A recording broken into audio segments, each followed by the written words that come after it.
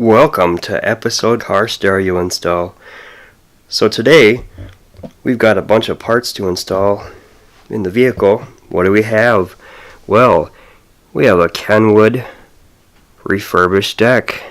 Not bad. And we have the adapter kit pieces to put it into the dash. Adapters for the stock speaker wires. Antenna adapter, some screws. We have this here wire harness that connects the vehicle to the deck. That also works with this here module for the steering wheel buttons, and it also connects to the OBD2 connector, so I can hook it up to the tire pressure, or I'll view the tire pressure monitoring information. I have the speakers here, 4 of these, eXcelon 7-inch, and they also come with tweeters as well. As you can see from the box here, we got all sorts of adapters, gasketing materials. They got a crossover for the tweeters. They got a lot of stuff in there, everything. And also, I bought these here straps to possibly mount the tweeters up on the dash, and some trim pry bars so I don't break stuff. Bunch of extra speaker wire in case I need to run some speaker wire for the tweeters. And what we have here, a master install sheet from Crutchfield. Yes, we got all of these items from Crutchfield.com, the best place to look for audio equipment. This is what we have here, stock, a stock Chrysler Dodge deck, the lowest one without the DVD player, touchscreen, whatever. Let's give it a listen.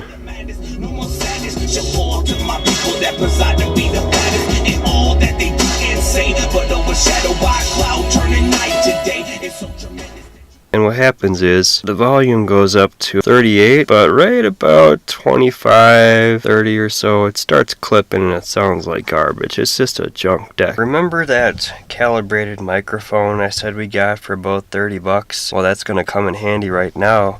We got the Audio Tool app on our phone. We're going to generate some pink noise and see where we're at with the EQ that I have on it. That's the EQ that I have in the vehicle right now.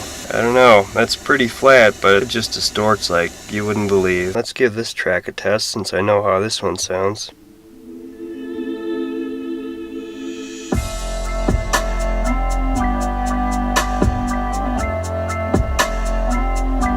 Always make the same mistakes, 'cause it still sounds kind of bad in the low end. Step number 1, eject the disc you have in the deck. Alright, step 2, remove the deck. First step is to take the trim tool and an index card or plastic piece here and pry away the trim, which I did, and now it comes off, and we have to take out 4 screws in the corner. Now that we got that loose, let's pull that out. And what do we got here? Gotta unplug these 2 connectors here. That's for the antenna, and that's for the stereo. Alright, well, the instructions said to cut out those 2 tabs on the top and to cut that bottom bar out, but I was just able to use a 2x4 and a wrench to bend it so it would just so slightly clear the deck. That way it's supported on both the top and bottom, and I don't have to do any butchery. Now to get the tweeters installed, I took out the little plastic piece in the front of the car and found that there were 3 little holes covered with foam, and the middle one goes right behind the car stereo. I don't know if you can see it up there. That little foam thing back there will come out, and then I can just run the tweeter wires from the deck up that hole across both sides of the dash there and secure it nicely, and then I'll have the tweeters installed with custom brackets. Alright, so now to install the adapter kit in the side of the radio to get it to fit. We got this here metric kit, and the instructions say to put the screws in and then figure out which trim piece to use, so we'll go ahead and do that. But these extra screws that came with the Crutchfield box, I guess these are for the side of that because the metric kit didn't include those screws, so props to Crutchfield for making sure that we have all the hardware we need. We got the tweeters in with the custom bracket we made here with those strips and zip tied those in, and then zip tied the crossover in, and then the speaker wires go in the center hole. We got the special wire harness and the interface module and the deck, and we got to wire it all together. We got to follow these instructions here that were provided with the module, and we don't have an amp, so we swap those, and all the colors get hooked up just like that. So let me get started and get that done.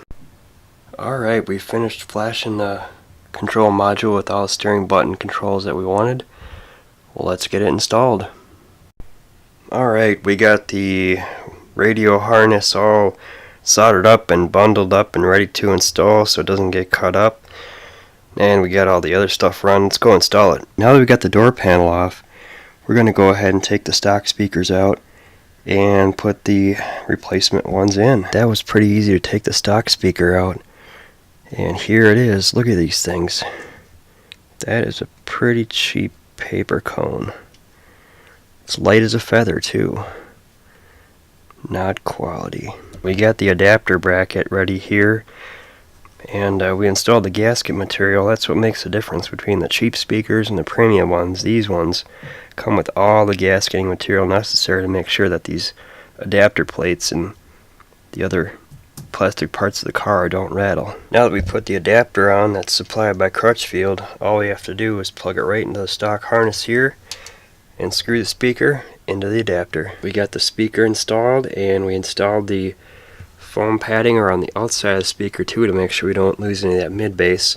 Also comes with the premium speakers. Now let's go ahead and reinstall that door panel. For the back speakers, we just pull the panel off, and the speakers are right there, really easy to replace. 4 screws and then bam, we'll have them out. We got the rear speakers installed. We had to put the foam on first and also velcro the speaker adapter right underneath the speaker with industrial velcro just like the front so it won't vibrate, and it looks pretty good. All we have to do is put the panel back on, and eventually I want to get that tweeter in right there, but that's kind of a big project, so for right now we'll just rock what we got. I guess we got the unit installed, but it just doesn't have the latest firmware, so we need to update it here. We got to copy it on a flash drive, so let's go do that update. Alright, it's doing it. Okay, so we have the deck completely installed. Let's check it out. I wanna show you, man, that I need you. I want your body and move you like me. Yeah, the mid bass is pretty awesome. It comes right out and shakes the whole car. There's a lot more bass with the speakers now. Alright, so the other nice thing is I can use Pandora with either the Pandora app or I can use Bluetooth audio. They say my killing's too blatant. You hesitating. I'm in your mama crib waiting. Not taping. Your fam, destiny lays in my hands. They stare at me while I crave you.